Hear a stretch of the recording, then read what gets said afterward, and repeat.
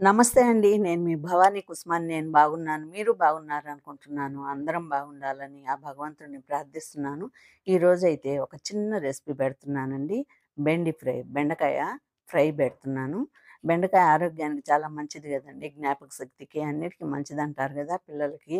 అందుకే మనం ఎక్కువ చేసి పెడుతుంటాం కదండీ! అది ఎలా చేసుకోవాలో ఈజీగా నేను చూపిస్తాను.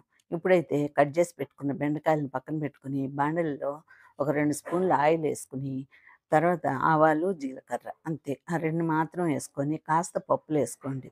పచ్చిశనగపప్పు, మినప్పప్పు.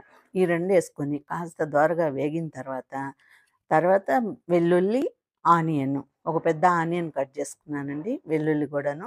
4 రెబ్బలు దంచి పెట్టుకొని, ఈ 2 కలిపి ఏసేస్తాను. అంటే చిటికెలో అంటే పిల్లలకి ఈజీగా నేర్చుకునేదానికి ఇది అన్నంలో గూడా కూరలు లేనప్పుడు అన్నంలో గూడా కలుపుకొని తినొచ్చు. రోటీల్లో తినొచ్చు, చపాతీలో తినొచ్చు. ఇట్లాగా ఒక్క రెసిపీతోనే తినేయగలము. ఇన్ని చేసుకోలేము, టైం లేదు అనుకున్న వాళ్ళకి ఈజీగా నేర్పిస్తున్నానండి. ఇప్పుడైతే ఈ 2 కొంచెం బ్రౌన్‌గా వచ్చేదాకా వేయించుకొని, ఆ తర్వాత ఒక చిటికెడు పసుపు, తర్వాత టేస్ట్‌కి తగ్గ సాల్ట్. మనం వేసుకునే బెండకాయలను బట్టి వేసుకుంటాం. ఈ ఆనియన్స్ వేసినందువల్ల చాలా రుచిగా ఉంటదండి బెండకాయ తాళింపు. అందుకని నేను ఆనియన్ ఏసి చేస్తున్నాను. కొంతమంది ఆనియన్ గూడా వేయకుండా చేస్తారు కాబట్టి, అట్లా గాకుండా ఇట్ట చేశాను. చూడండి, ఒకసారి మీరు గూడా ఇట్లాగే చేసుకొని తినండి. అన్నంలో కలుపుకునే దానికి గూడా బాగుంటది ఈజీగా. ఇప్పుడైతే నేను చెప్పాల్సిన ముఖ్య కారణం ఏంటంటే, రేపే సుబ్రహ్మణ్య షష్ఠి అండి.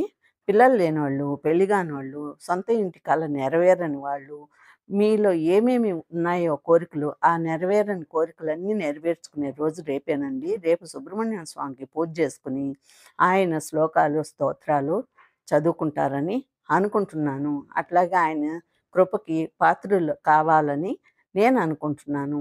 ఇప్పుడు నేనైతే కొన్ని షార్ట్స్ గూడా పెట్టున్నాను సుబ్రహ్మణ్య స్వామియి. అవి లిరిక్స్‌తో పాటు గూడా ఉన్నాయి. మీరు చదువుకునే పనైతే ఉపయోగించుకోవచ్చు.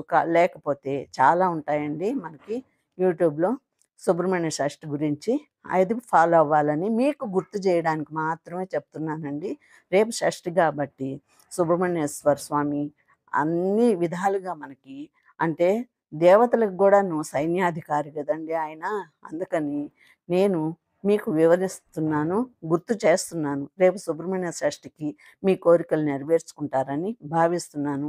ఇప్పుడైతే 2 సార్లు ఉప్పు, పసుపేసిన తర్వాత నేను బెండకాయ తాళింపు అట్లు ఇట్లు కలిపి, తర్వాత మళ్ళా మూత బెట్టి 2 సార్లు కలిపానండి మూత బెట్టి అట్లాగా. ఫైనల్‌గా అయితే మనము బాగా వేగాయి అనుకున్నప్పుడు మామూలు మిరప్పొడే ఏసుకోవచ్చండి. మనం పప్పుల పొడి అట్లాంటియి ఏయబడలేదు. పప్పుల పొడేస్తే మళ్ళా కొంచెం ఆహ్, టేస్ట్ తగ్గినట్టు అనిపిస్తది.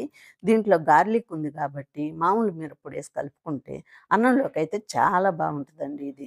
అందుకని నేనైతే మామూలు మిరప్పొడేసేసి తర్వాత 1 మినిట్టు సిమ్‌లోనే ఫ్రై చేసి పెట్టేసుకొని ఆ జిగురంతా పోయేదాకా చేసుకున్నామంటే చాలా బావుంటదండి.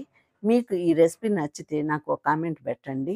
అట్లాగే సుబ్రహ్మణ్యం స్వామి కృపకి అందరం పాత్రులు కావాలని నేను కోరుకుంటున్నానండి.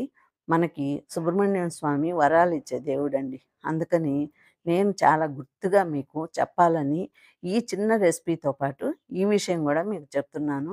అందరూ పాటిస్తారని, కోరికలు లేనోళ్ళు ఎవరుంటారండి? ఏ రకంగా అయిన ఆరోగ్యం కోసం తర్వాత ఇంటి కోసము, పెళ్లి కోసము, పిల్లల కోసము, రకరకాలుగా ఉద్యోగం కోసము, ఇన్ని రకాలుగా ఆశలతో ఉంటారు గదండీ ప్రతి ఒక్కరు. మానవుడు అన్నాక ఏదో ఒక రకంగా మన పిల్లలు బాగుండాలి, మన పిల్లలు చదువుకోవాలి, ఏదో ఒక రకమైన కోరిక ఉండనే ఉంటదండి. కాబట్టి మీ కోరికలన్నీ ఆయనకి విన్నవించుకొని, తప్పక మీరు ఆయన కృపకి పాత్రులు కావాలని వేడుకుంటున్నాను, కోరుకుంటున్నాను.